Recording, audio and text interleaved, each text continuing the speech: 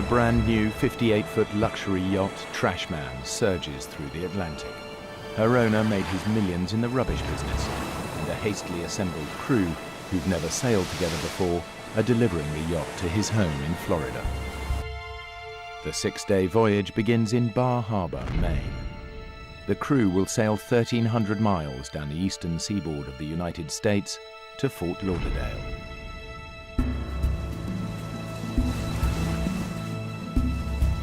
The most experienced sailor is Deborah Scaling Kiley. She's the first American woman to have completed the grueling Whitbread Around the World race. I love to sail because you're working with nature. There's another force, and you become one with that force.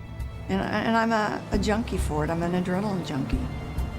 Debbie has been hired for the run by the yacht's skipper, John Lippoff.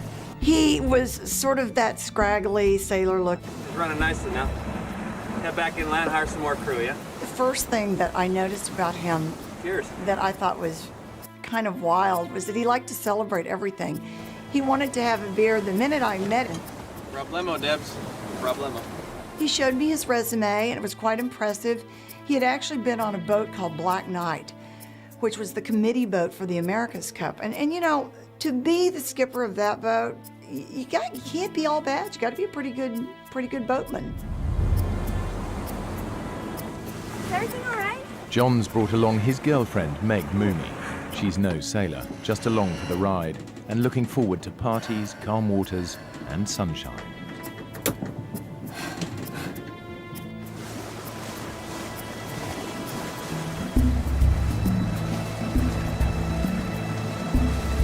Weatherfax says clear sailing all the way. Brad Kavanagh's the youngest crew member. He signed up because Debbie's on board. Now, why don't you go to sleep now? I'll take the next watch with John. Ask him to come up. Brad's a decent sailor, although he's not yet in Debbie's league.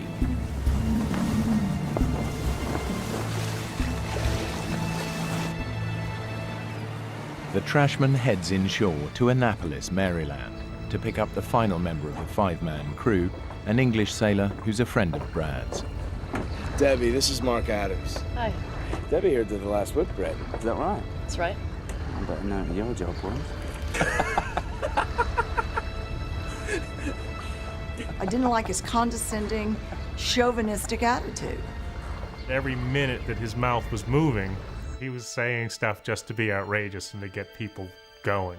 That was his MO.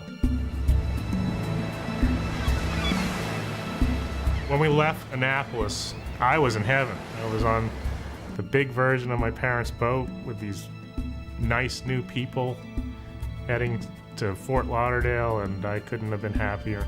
There's something about pushing off and being back on the ocean. Everybody was getting along, and it was exciting.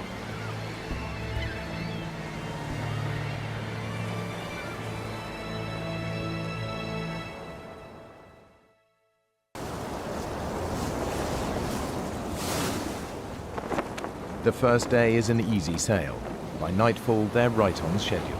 That night, the weather was beautiful. The boat was fun to steer. It really just didn't get much better than it was right then. But this calm doesn't last long.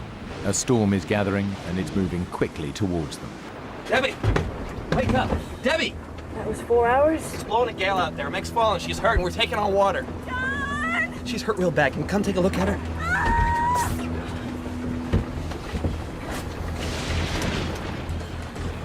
Where the hell did this storm come from? Usually, if it's a squall, it comes in and it blows through and it's over.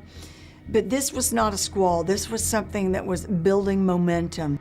I couldn't believe the conditions had deteriorated so much.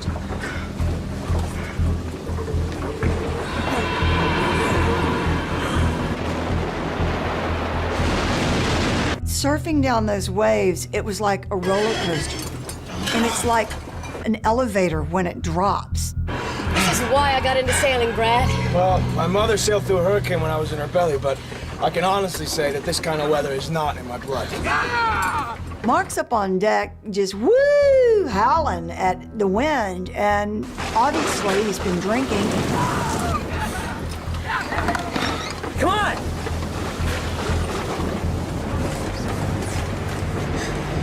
Gotta help her. She fell on her back.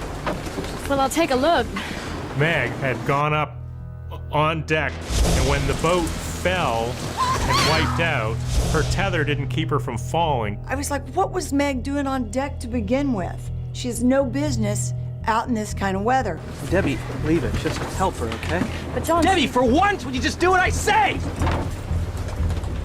She rolled over slightly, and you could see the bruising begin, and it was all through the kidney area. I could just tell she was in so much pain. I want to go home, John. Take me home. Okay, Ellie. I'll get some help.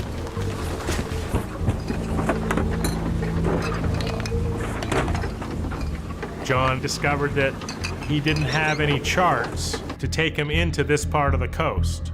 It was just one more little omen that things weren't great. It was that he wasn't prepared. Sailing vessel trash man calling Coast Guard. We urgently need a compass heading so we can head inshore. We have no chart. Over. Brad and I went up on deck to take our next watch, and it was wildly out of control.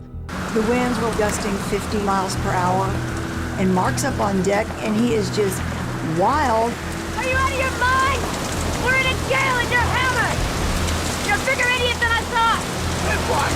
Still floating, is it, Jake?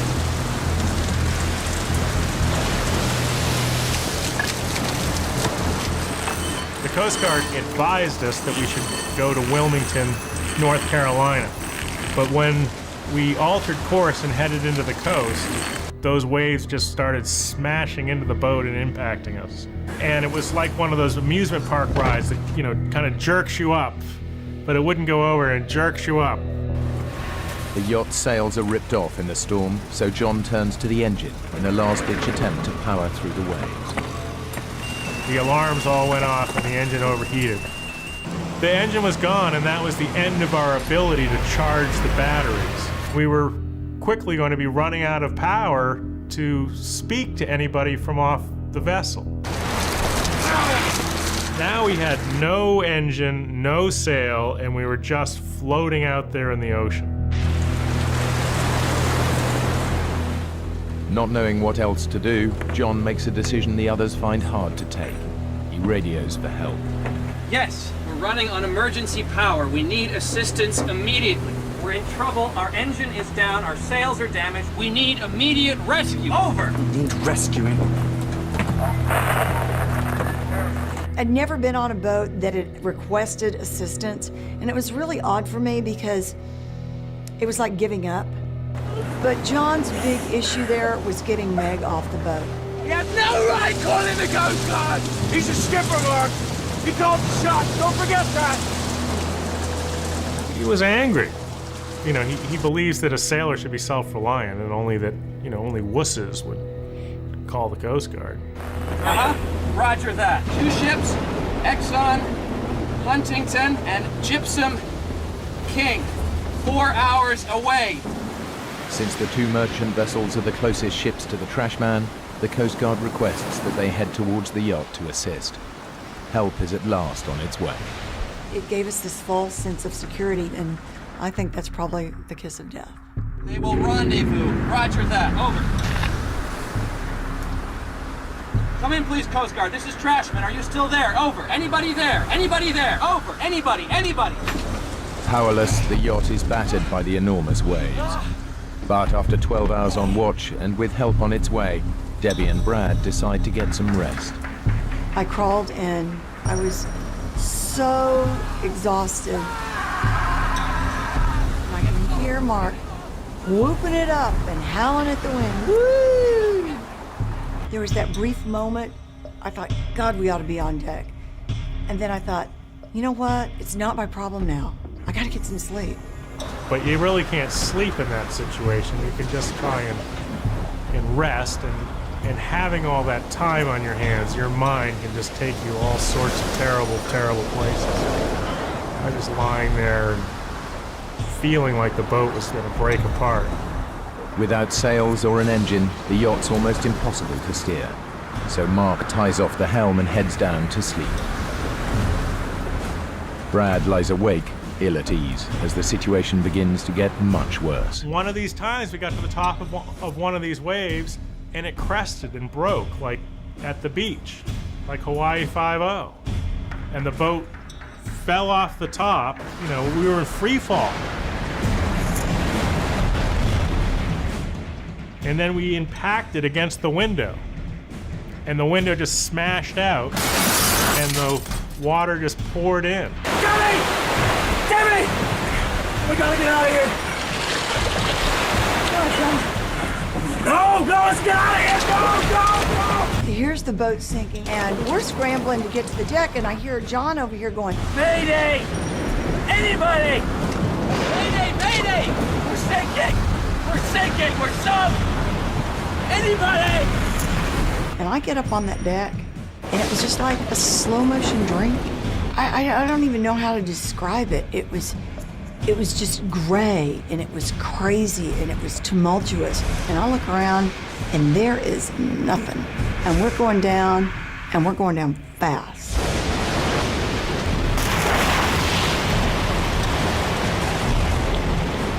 You don't think about dying. You don't think about drowning. You don't think about anything. You think about getting away from this boat that is going under, and it's sinking in less than 2 minutes. It's just going down like a big rock. Mark frantically struggles to undo the pressurized canister holding the life raft and survival gear. Brad heads for the only other option, a tiny, inflatable dinghy.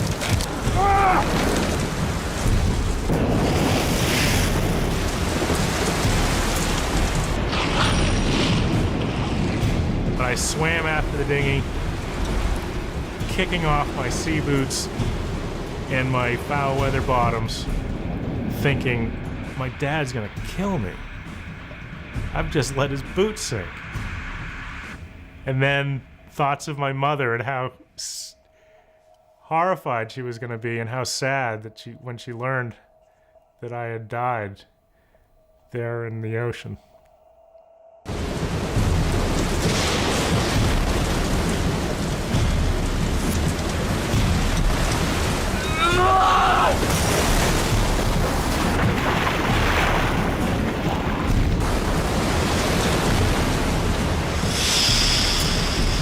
The canister inflates, and he's still holding on, and eventually he just lets go. The life raft is blown away, and we weren't going to find it in the middle of the night. You managed to get anything from the yacht? Nothing! We're dead! Inside that life raft was everything that we needed to live, to survive what we were going through. It had an emergency beaconing device, which a plane could have picked up on, had water makers to make fresh water from salt water. Food, fish hooks, mirrors, signaling devices. It had rations, flares, first aid equipment. Perhaps had a radio even with it. And in that rubber Zodiac dinghy, we had absolutely nothing. Absolutely nothing. I'm so sorry I lost the life raft! Our chances for survival were 0.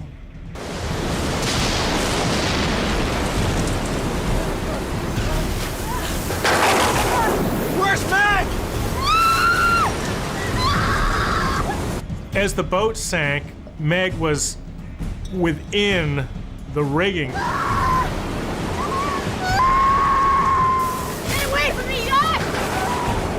And she just didn't have the sea savvy or the knowledge to, watch the waves, and then when the wave action was right, to swim out. So I knew if I didn't go back and get her, she'd die. Jimmy! Be careful!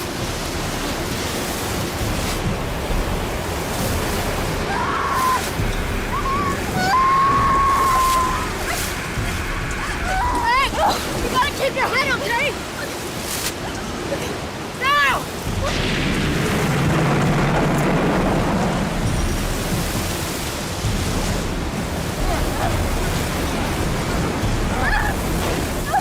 We're all gathered around the rubber Zodiac dinghy, and I remember watching Trash Man as the last little foot of her mast slipped under the water, and it was the most devastatingly lonely feeling that I've ever felt in my life.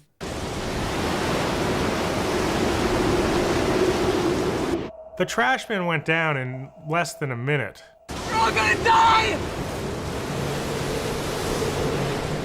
By not contacting the Coast Guard. You know, we were now half an hour late for our radio call. They should have been on the way. The cavalry rushing in. All we needed to do was stay afloat, and they'd find us.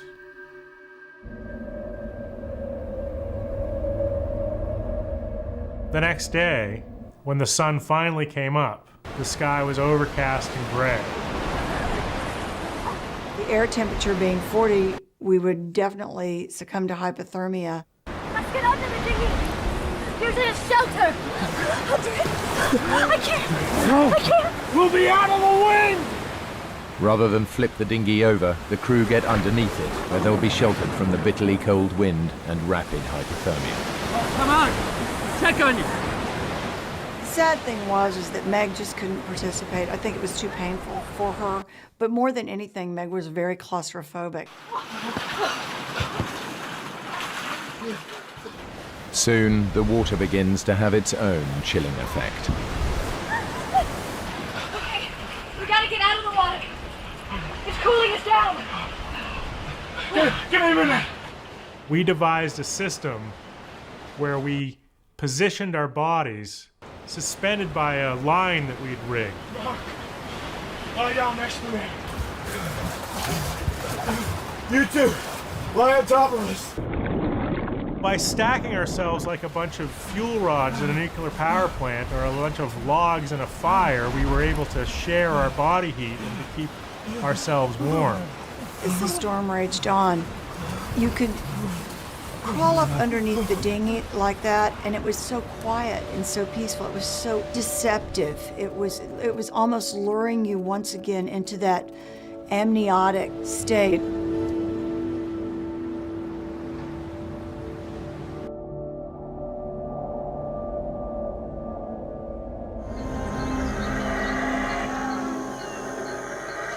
We don't have food because Carl sensibly saying we wouldn't carry, like tins and stuff. There's lots of game, so we'll hunt. That's what you do in the jungle. All we have is rice, beans, and salt. That's all. The rest comes from the jungle. But what we kill is not so pleasant.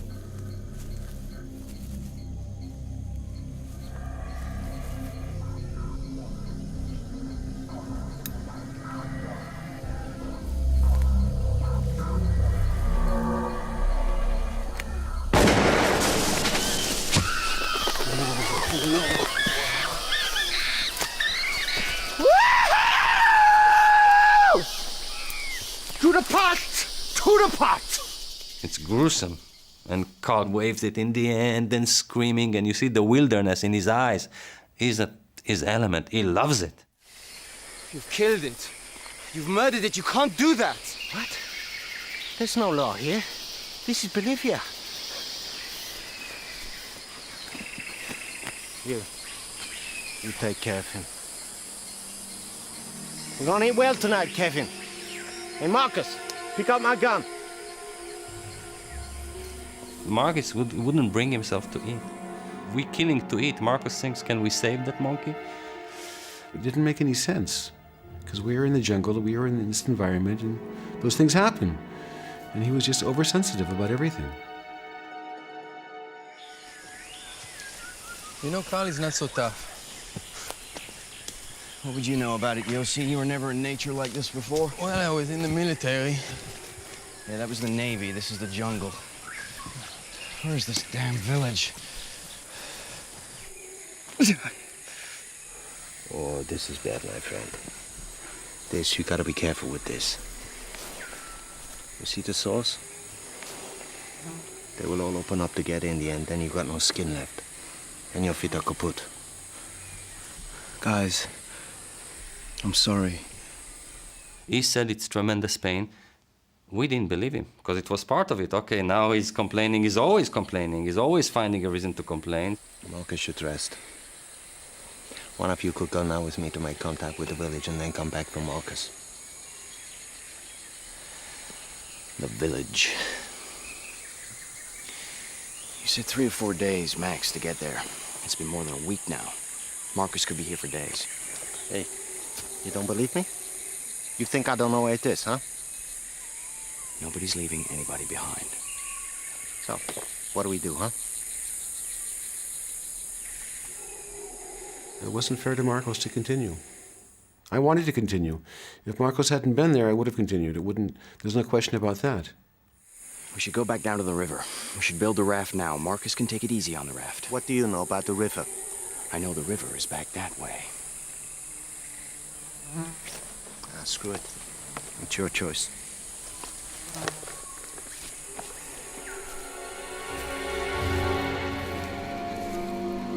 Forced to abandon their dream of visiting the Indian village, the adventurers head back to the Tuichi River. Now they will raft out of the jungle. My dream had been shattered, and I was very upset. And I knew I wouldn't have another chance. So I was in a pretty foul mood.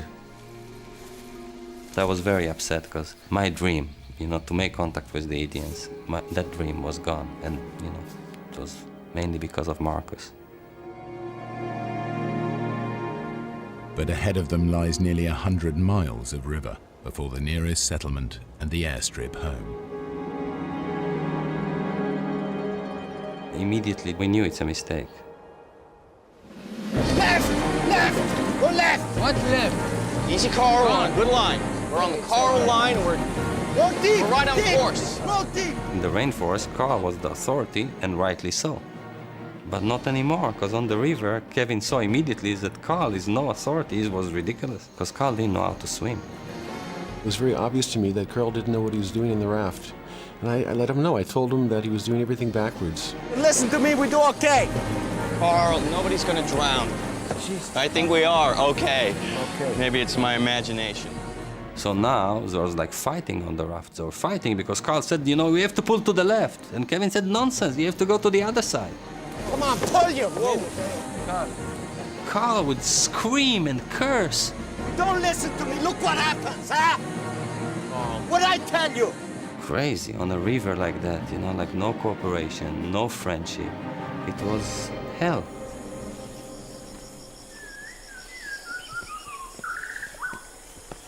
We're pretty close to the canyon. Huh? I told you. You gotta forget the raft now. Look. We are here. Almost the Cape Down River. It's the Malpaso San Pedro Falls. He called us and he said, down from here. It's a canyon, and there's no way. If you're going in, you're dying.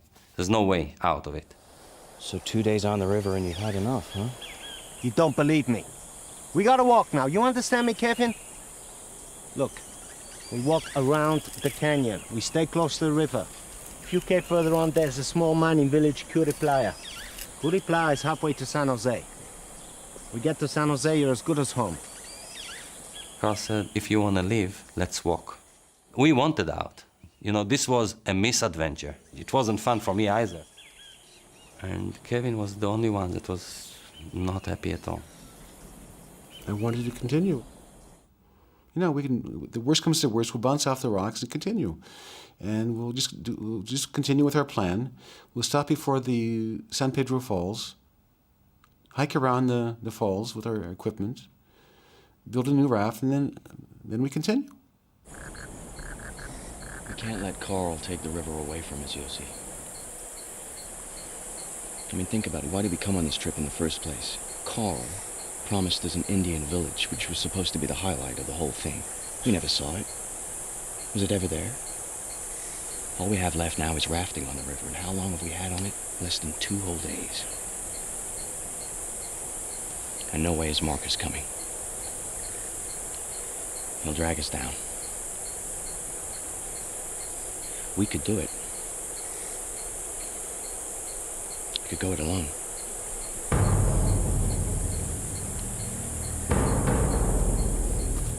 It was a moment I just didn't know what to do. In my guts, I wanted to go with Carl and Marcus. But I already had this relationship with Kevin, you know, like Kevin was my hero. Kevin, I chose Kevin, you know, like in that split, I chose Kevin. He was my man. So I stuck with him. I said, okay, you know, I'm coming with you. I felt Marcos was in a very bad place, bad spot. I certainly didn't want to hurt him. I didn't want him to make him feel worse, but I couldn't help the guy. I mean, my best buddy, and I couldn't help him. We had this wall between us. But you promised we'd go in together and we'd come out together. This is different. Don't you get it? I don't want you to come. You're not coming.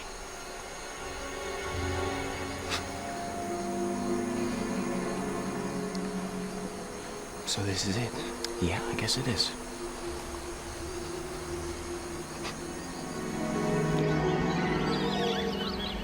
In retrospective, how did we do that? How can you split in such an environment, you know?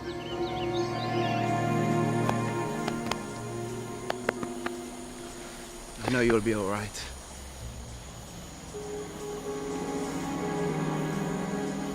Let's get moving. See you soon, Marcus. I see you soon, Carl. Ah, Yossi and Aventura. Still haven't had enough, huh? You're full of it, Kevin. You're gonna be fish food, the pair of you.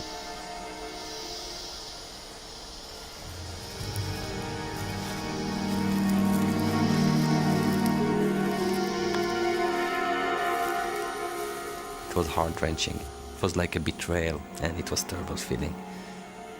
I really felt ashamed. It should take little more than a week for Carl and Marcus to hike out to the nearest village. But now Yossi and Kevin face the dangers of the river alone. Kevin and I went into full excitement into let's the adventure begin. A new chapter, no more 4 people. Kevin became the authority, and I accepted his authority. I guess part of it was an issue of age, but other part was that I didn't know rivers. All right, get it dead straight. Go. Keep in time with my rhythm. Almost immediately, we entered a series of roller coaster waves. Hard your side. It was a different river. Paddle hard. It's becoming much more intense. You know, like the river is getting narrow, the water swifter. And certainly it was a bad decision to continue. That was a major mistake.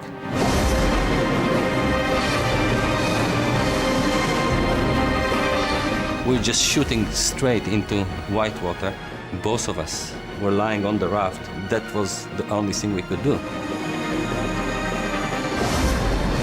Suddenly, it was clear to me that nothing that can prevent us from colliding with this huge rock that was approaching.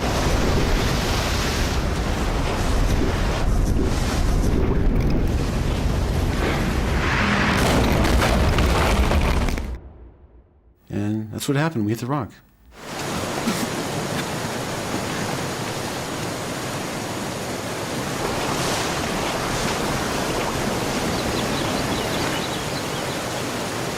All right, Yossi. I want you to listen to me now, okay?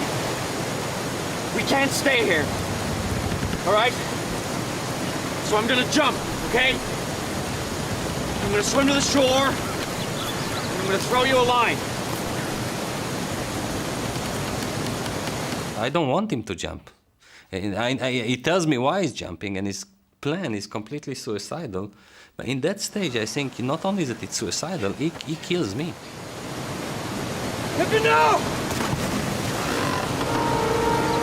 Kevin!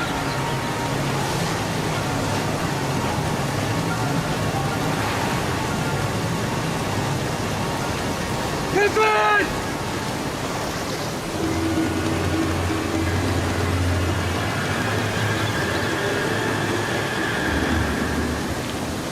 Kevin, don't leave me! right, Yossi, throw me the shoes and the machete! I saw the raft teetering back and forth on the rock. And then at the same time, the raft moves, and I hear that terrible screech. The mass of water just...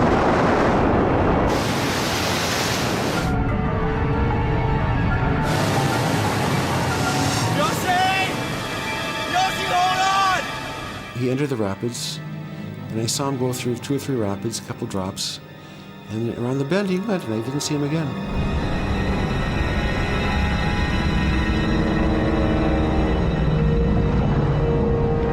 It's like huge pressure on my chest, and I can feel that, you know, like the power of the river. I'm shooting at such a high speed and deep under the waters. It's like the pressure surmounts. I cannot breathe. I feel this is it. I'm exploding. I'm dying. And I knew this is my end.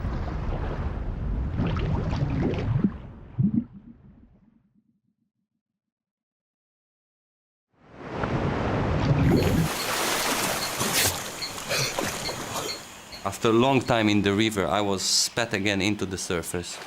And that terrible canyons behind me. How did I pass it? I just don't know. I just have no understanding of it, but I was on the other side. By a miracle, Yossi has survived. But now, as night falls, he is separated from Kevin by more than 2 miles of river and impassable canyon.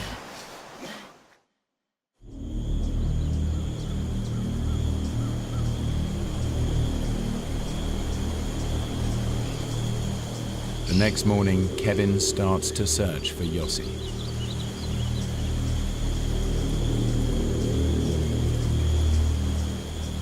I decided to go downriver and look for Yossi. Yossi! I was responsible for him being there, and I didn't know if he was alive, if he drowned, or if he was hurt. As Kevin works his way downriver, Yossi struggles back up the canyon towards him. Kevin, I'm walking up the right bank!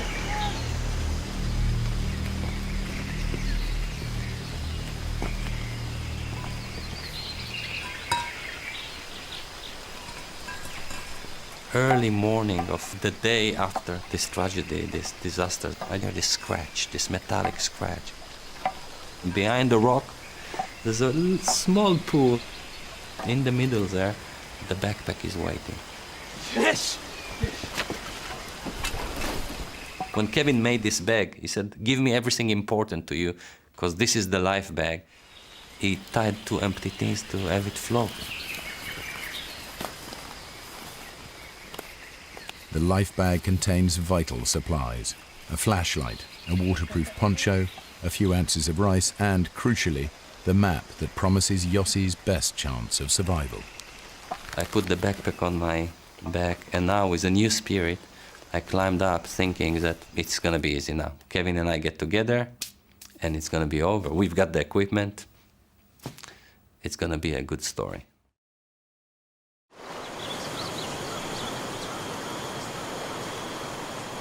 After another day of searching, Kevin is less than a mile away from Yossi when he comes up against the canyon walls. He has no choice but to turn away from the river and climb up into the jungle. I knew that the San Pedro Falls was before me, and I wasn't about to swim through that. So I decided to leave the water and hike into the jungle.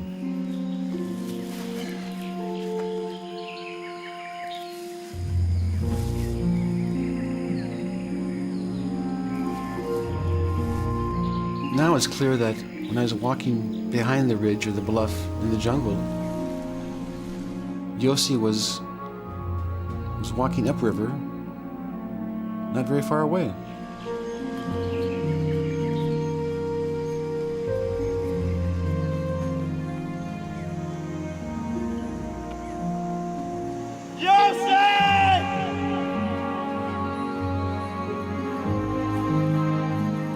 The friends continue to look for each other for days, surviving on little food and almost no sleep.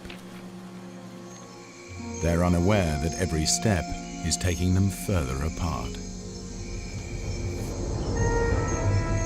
Yossi!